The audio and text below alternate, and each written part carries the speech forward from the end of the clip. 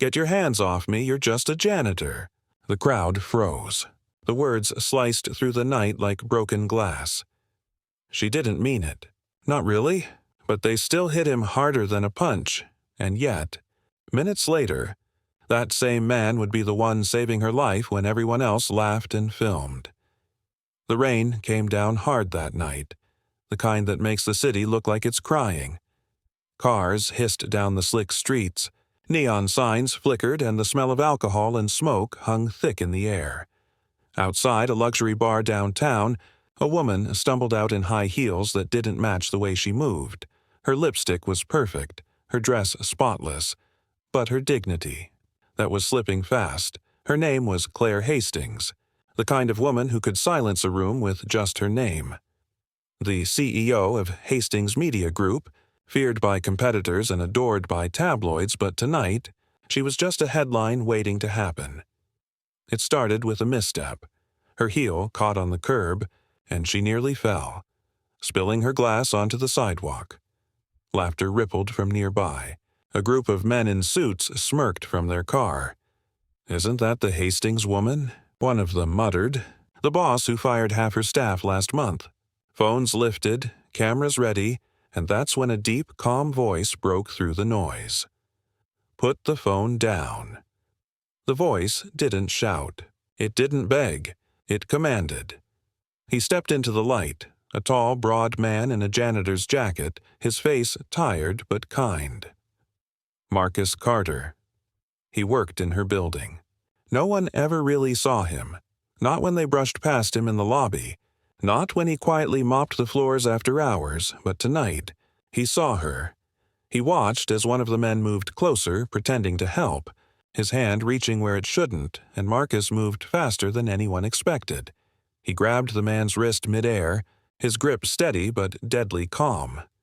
"She said she's fine," Marcus said. The man sneered. "Who do you think you are, janitor?" Marcus's eyes didn't waver. "The guy making sure you don't end up on the news tonight." The laughter stopped. The phones lowered. The men left. Claire slumped against a wall, clutching her head. Her breath came in uneven waves. Marcus crouched beside her, speaking softly. "You shouldn't be out here alone, ma'am."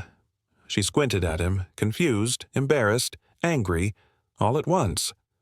"Why do you even care?" she muttered. "People like you shouldn't talk to me." The words slipped out before she could stop them, and Marcus froze. He'd heard worse, much worse, but for some reason, hearing it from her, the woman he respected, even admired from afar, hurt. Still, he didn't move, didn't lash out, didn't leave because someone should, he said quietly, and because your car's not safe for you to drive. He lifted her keys gently, opened the passenger door of his old sedan, and guided her inside. She didn't resist. She just cried. The rain softened into silence. Marcus's car smelled faintly of pine and crayons, the kind of scent that belonged to a life built around love, not luxury. He glanced at her occasionally. The powerful woman now slumped in the passenger seat, her mascara tracing dark lines down her cheeks. "Where to?" he asked. She murmured her address. On the way, she mumbled through tears, "You must think I'm pathetic." Marcus shook his head. "No, ma'am. I think you're human." The words hit her harder than she expected. He helped her to her door, waited until she was safely inside, and left. No questions, no judgment, no expectations. By dawn, the city had already forgotten, but she hadn't. Claire woke with a pounding headache and a flood of regret. She remembered his face, his voice, the steadiness in his eyes when hers were spinning. By the time she reached her office, the whispers had started. Her assistant avoided eye contact. The janitor was mopping the hallway, the same one who had carried her home hours earlier. She stopped. "Marcus!" He looked up, startled. "Yes, ma'am?"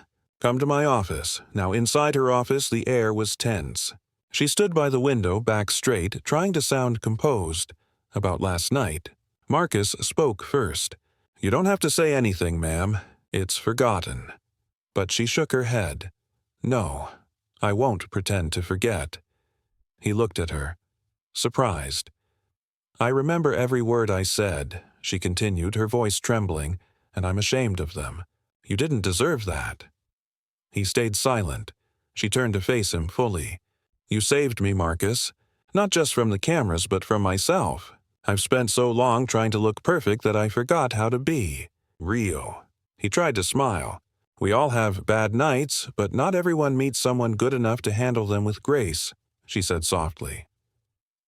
Later that afternoon, Marcus received an email he never expected. New position, effective immediately. He was being promoted, full-time facilities manager. Better pay. Flexible hours. Attached was a note in her handwriting. "You once said you're just trying to set a good example for your daughter. Consider this my way of saying thank you for setting one for me." Weeks passed. Their relationship changed, not in the way the world gossiped about, but in the quiet, human way only respect can build. He fixed things around her office, and she started asking about his daughter. Sometimes she'd leave small gifts, school supplies, art kits, books, anonymously, but he knew, and every evening. When she left her office and saw him still working, she'd smile, not as a boss to an employee, but as one soul recognizing another. One day, Marcus found a note taped to his locker. "Tomorrow. The board meeting is yours. They'll never expect the janitor to stand where I do. That's exactly why you should." He laughed softly to himself. The woman who once saw through him now saw him. That morning, as he stood in front of the board presenting his proposal for employee safety improvements, Claire watched silently from the back. When he finished, the entire room stood and clapped. That evening, as Marcus walked his daughter home, she looked up and asked, "Daddy, what's a hero?" He smiled. "Someone who helps, even when it's hard." She tilted her head. "Like you," he chuckled softly. "No, baby. Like anyone who still believes people can change." Meanwhile, high above the city, Claire Hastings sat in her office. No wine, no makeup, no cameras. Just her reflection and a quiet thought. For once, she didn't feel like the boss of anyone. She felt like someone learning what being human really meant. Sometimes, the people the world overlooks are the ones who hold it together, and sometimes, a single act of decency can melt the coldest pride. Comment below. Would you have stepped forward that night, or walked away like everyone else? Tell us your thoughts and where you're watching from. Subscribe for more cinematic stories that remind us. Real strength isn't loud, it's quiet, and it always chooses kindness.